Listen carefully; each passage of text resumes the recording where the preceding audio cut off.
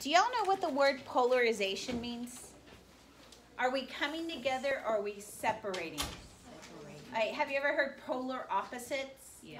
That's what polarization means. That, like, you know, if you have the positive and the negative of a magnet, do they go together? No, they repel themselves, right? And so we're going to talk about how events from 1850 all the way to 1860. We know sectionalism has been there, right? But it's these events that is causing polarization. It's causing this shift. It's causing this feud. So I already talked about the Compromise of 1850. The North did not like the fugitive slave law because what did it require Northerners to do? Take slaves up to the courts, and what was often happening to these slaves? They were being sent back because the court got more money. So the states passed personal liberty laws, which they weren't going to do what? Send them to the courts. The South, they hated the compromise because they felt California tipped against their favor. They hated the refusal to enforce the fugitive slave law. Are they seeing eye to eye on this compromise? No. And so eventually we'll be writing a DBQ.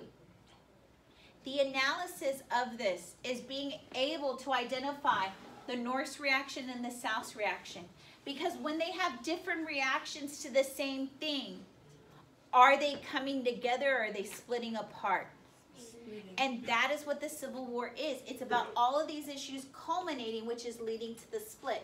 So we're going to read about Uncle Tom's Cabin. And as I read about this stuff, I have the PowerPoint up here. You're going to tell me what the reaction is of both sides. So Uncle Tom's Cabin. It says, dismayed at the passage of the Fugitive Slave Law, Stowe was determined to awaken the North to the wickedness of slavery by laying its bare, terrible inhumanity and the cruel splitting up of families. Remember we talked about that in chapter 16? That was the worst punishment, to be sold, because they were taking you away from your families. But the people often used it because it didn't allow people to go to work the next day. So her widely popular book relied on powerful imagery and touching pathos. God wrote it, she explained in the later years, and reminded the deeper source of her anti-slavery sentiments lay in the evangelical religious crusades of the Second Great Awakening. When Miss Stowe was introduced to President Lincoln in 1862, he reportedly remarked, "So you're the little woman who wrote the book that made this great war." The South condemned the vile wretch in petticoats when it learned that thousands, hundreds and thousands of fellow Americans were reading and believing her unfair indictment. Miss Stowe had never witnessed slavery at first hand in the Deep South, but she had seen it briefly during a visit to Kentucky, and she had lived for many years in Ohio, a center of Underground Railroad activity. The Southerners became increasingly unwilling to sleep under the same federal roof with the hostile Yankee bedfellows. So what is the South's reaction to this? You don't like it. Okay, they feel it's what? It's a lie. It's a lie. It's an unfair indictment, right? I would write that on the South. It's an unfair indictment.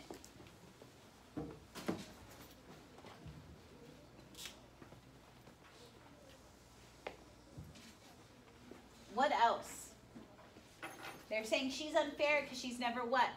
Been a slave. She never witnessed slavery. Do they begin to question, should we stay or should we go? Mm-hmm. Yeah. So this is what I would put on the South side.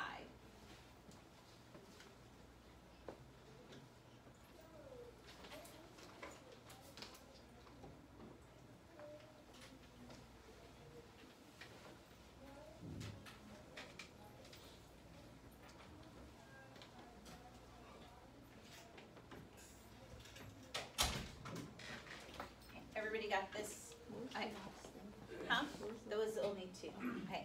So now let's look at the North. Uncle Tom, endearing and enduring, left a profound impression on the North. Uncounted thousands of readers swore they would have nothing to do with the enforcement of the fugitive slave law.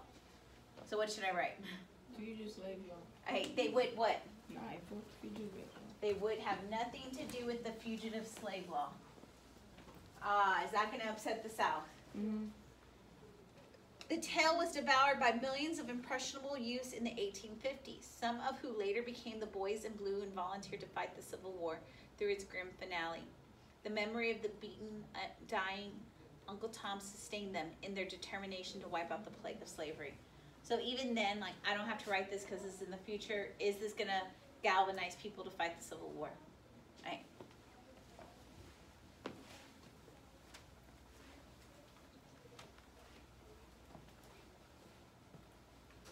So this one, there's a lot going on in Kansas, Nebraska. So we're going to break this one down.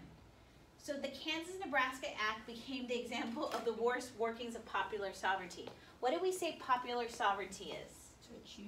Let the people choose, right?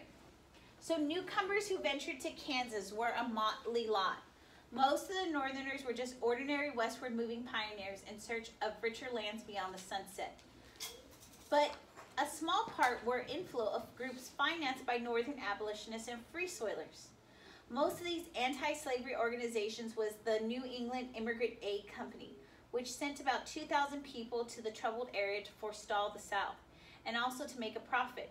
Many of them carried the deadly new breech-loading sharp rifles named Beecher Bibles, who helped raise money for their purchase. So who are the people moving to Kansas? Who are some of the people that I could put? They're what? Ordinary. Okay, we have ordinary westward moving pioneers, and who else? Northern abolitionists. And free soilers, right? Who would I put this on, north or south? North. The north. Who's going to be upset about these northern abolitionists helping out some free soilers? The South. The south, because they originally thought Kansas should be what? Slave. Slave. So this is what I'm going to put on the north.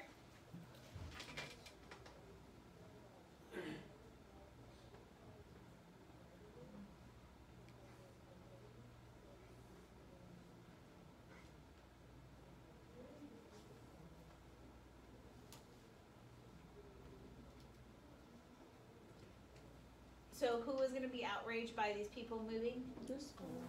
Okay, so we're going to see Southern spokesman now spoke. A Southern spokesman now more than ordinarily touchy raised furious cries of betrayal. So I'm going to put furious cries of betrayal under the South. They had supported the Kansas-Nebraska scheme of Senator Douglas on the unspoken understanding that Kansas would become slave and Nebraska would be free. The northern Nebraskals, alleged by foul means, were now apparently out to abolitionize both Kansas and Nebraska. So is the South happy? No. No. A few Southern hotheads quick to respond in a kind attempt to assist small groups of well-armed owners to Kansas. So the Northerners are sending people to Kansas with what? What do they have?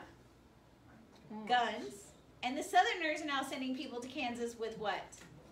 Guns. Okay, so what do y'all think is going to happen? Both sides have guns. They're going to what? Shoot each other. This is a mini civil war happening before the Civil War. Both sides have weapons. So crisis conditions in Kansas rapidly worsened. When the day came in 1855 to elect members for the first territorial legislature, pro-border ruffians poured in from Missouri to vote early and often. The slavery supporters triumphed and then sent their own puppet governments at Shawnee Mission. So pro-border ruffians from Missouri, what are they trying to make Kansas? Slave state. Can they even vote in Kansas? Is this illegal? So where do I put pro-border ruffians? In the South. In the South. I'm going to put pro-border ruffians.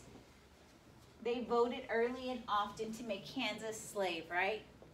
This is illegal. Are the Northerners going to be happy with this? So then the Free Soilers, unable to stomach this fraudulent conspiracy, established their own extra legal regiment of their own, not one, in Topeka. The confused Kansans thus had their choice between two governments, one based on fraud and other on illegality. The breaking point came in 1856 when a gang of pro-slavery raiders, alleging provocation, shot up and burned part of the free soil town of Lawrence. Well, hey, both sides have what now? Guns, right? Do we have two governments here? And now they're doing what to each other? They're killing each other. Are things getting crazy because of popular sovereignty? So, John Brown comes in. John Brown led a band of his followers to Pottawatomie Creek. And they literally hacked to death five surprise men. All right, so now we have a town burning down. Now we have a guy hacking up people to death. Presumed to be pro-slavery rights. The terrorist butchery besmirched the free soil cause and brought vicious retaliation from pro-slavery forces. So both sides, what are they doing to each other? They're killing each other. Is this good? So, Kansas had enough people, chiefly free soilers, to apply for statehood based on popular sovereignty. The pro-slavery forces then in the saddle devised a tricky document known as the Lecompton Constitution. The people were not allowed to vote for or against a constitution as a whole, but for a constitution with slavery or with no slavery. If they voted against slavery, one of the remaining provisions of the Constitution would be protect the owners of slavery in Kansas. Whatever the outcome, there will be black bondage in Kansas. Okay, so who do you think is going to put the Lecompton Constitution in? The Southerners or the Northerners? Southerners. Okay, so let's put Lecompton Constitution with the Southerners. Why do you say that this is a Southern document? Because it's securing slavery in Kansas. It's securing slavery even if people vote for what with slavery? To be done. Okay, is the South desperate? Yes. They are very desperate by developing this Lecompton Constitution.